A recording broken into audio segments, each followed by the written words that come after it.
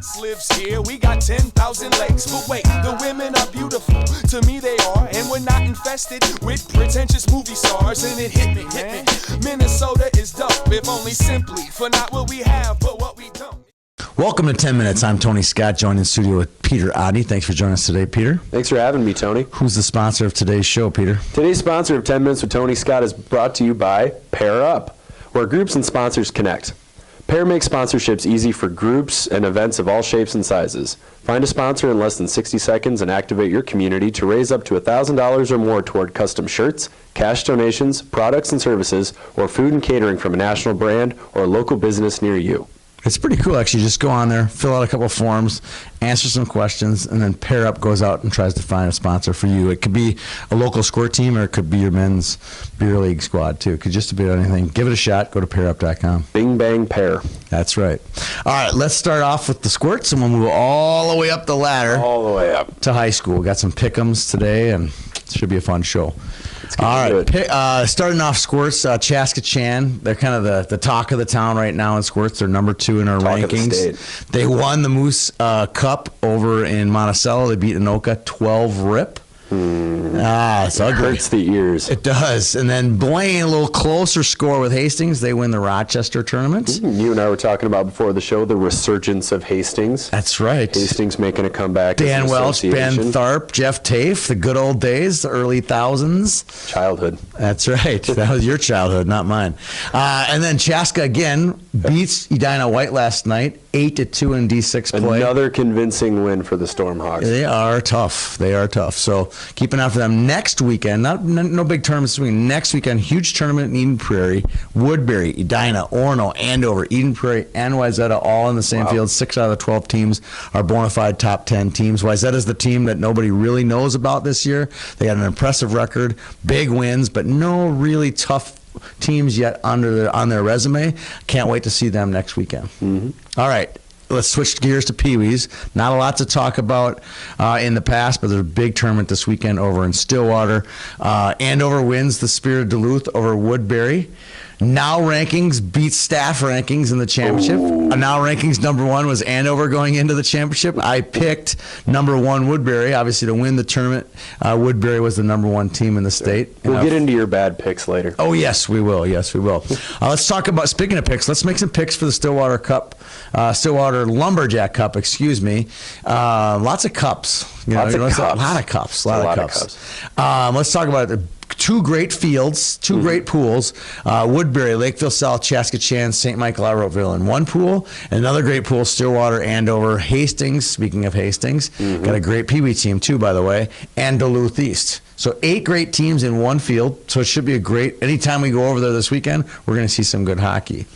I'm going to make my pick first. You go second. I'm going to go Chaska Chan's going to win this. I know Andover's now our number 1 and number 1 in staff, but I'm going to go off the board.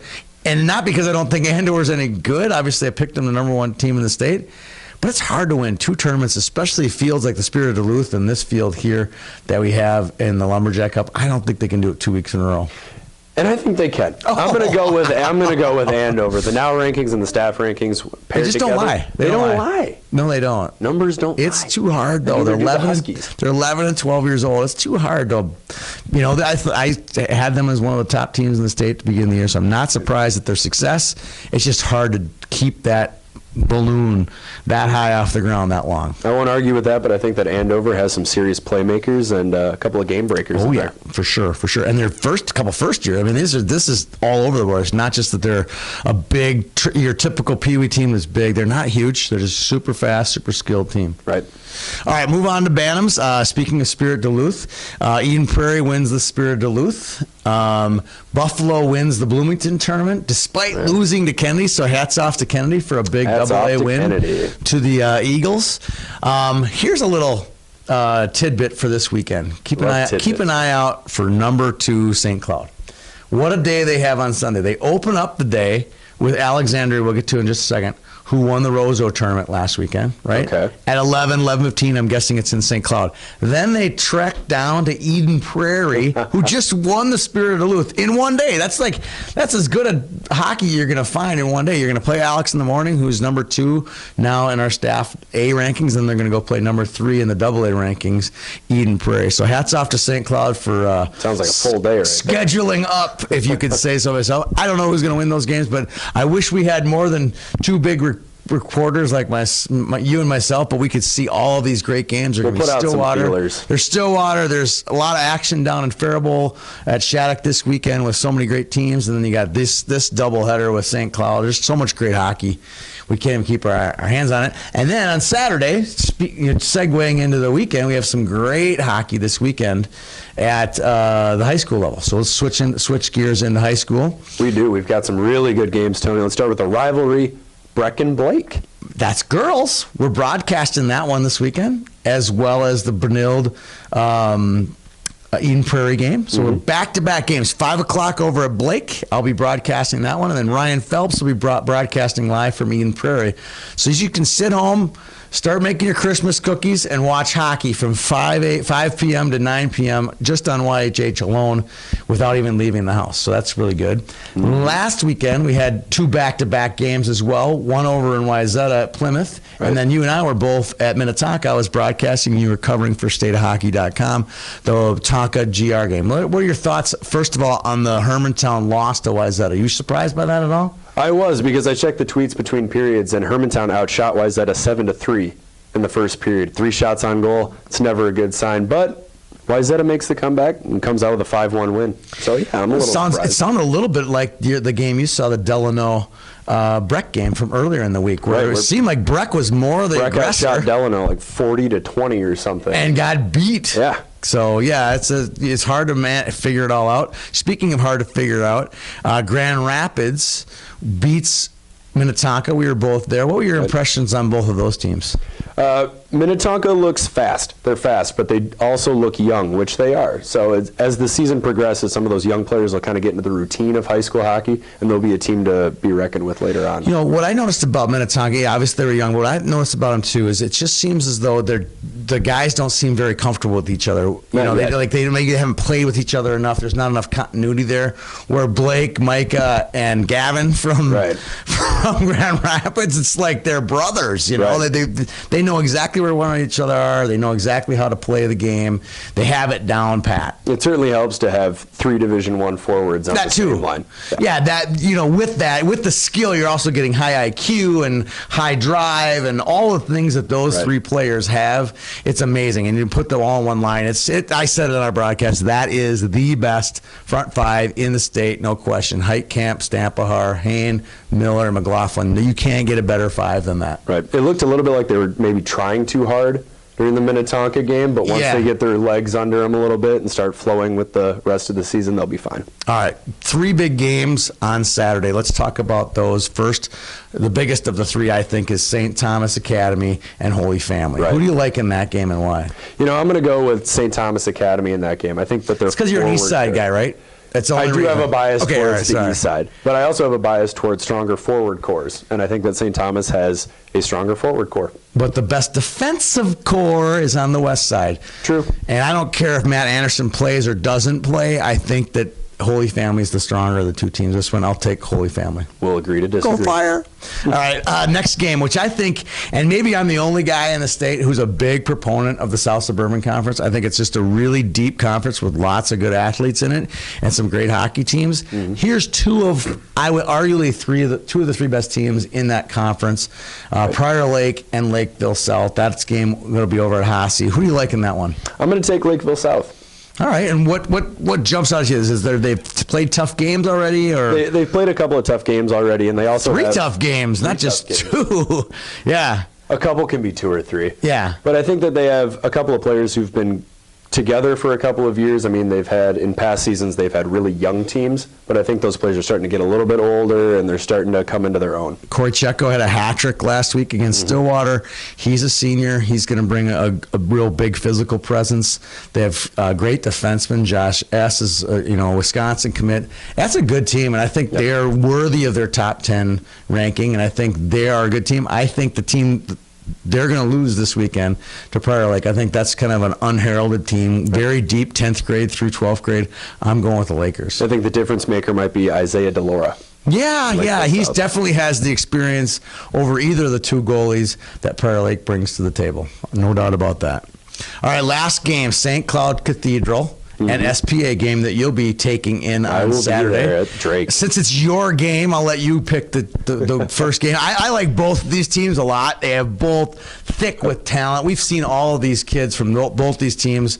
They've been around for a while. Not just at the high school level, but we've seen a lot of these guys at the youth as well and in our Bantam Elite League. Talk about who do you like best in this one? I'm going to go with St. Cloud Cathedral. I think that freshman Nate Warner has really stepped into the role of goal scorer this season in his first varsity. Something he's grown accustomed to his entire career, mind you. But so I'm not surprised by his success. He'll fulfill that role again against SPA. So that just on Nate Warner, right? They have so many players. I think he'll be the game breaker. Okay, I like that. I like that call. In a matchup with two deep lineups, I think Warner will be the Speaking difference. of game breakers, I like a kid who's a junior game breaker for SPA. I'm going to go with Dev McCabe. He's proven it in big situations. In fact, if I check my memory bank, he beat St. Cloud Cathedral. He beat Keegan Karki on a wrist shot in the third period to win it for SPA in the state quarterfinal. I can't argue with history, but I'm going to stick with St. Cloud. All right, you're going with Dev that McCabe, one. he's a little bit like the Tyler Hansbrough of high school hockey. He's been around forever. Yes, he has. 8th grade, actually. This entire Spartan roster has been around. This will be his 4th year of high school hockey. Gosh. That's unheard of.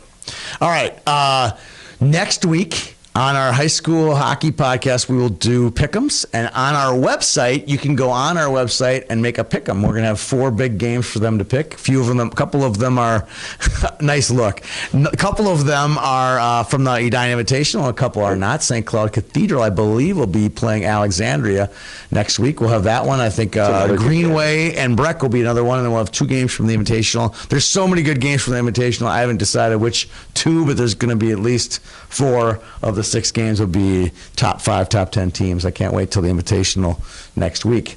All right, we're wrapping up the show. It's time to hand out some boom roasters, and then we'll give out the game pucks. You want to boom first? I'm going to let you boom first. All right, my boom roasted goes out to the referee at the Gobbler Peewee B1 and Peewee B tournament, who walked into the penalty box, smashed the door right into the trophy, and blew the trophy to bits. My boom roasted goes out to him. A smashing good boom roasted. Yes, it was. My boom roasted is going to go to both of us for being so wrong on our youth picks so far. They've been awful. They've been awful. I was completely wrong with the Turkey Trot. I was wrong with the Eden Prairie Bantam AA tournament. I picked Grand Forks, who lost to White Bear. Thank you for highlighting the only pick that I've gotten right, I think, this year. I got White Bear right.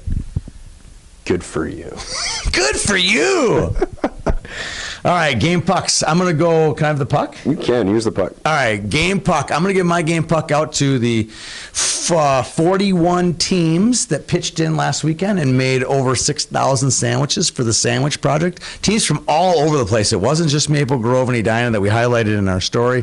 Kids from Hudson, kids from Hill Murray, kids from Wayzata, you name it. They were from all over the Twin Cities that came to Edina to make sandwiches that morning. So huge game puck goes out to all those people. Thank you. Really cool to see the stuff about the Sandwich Project.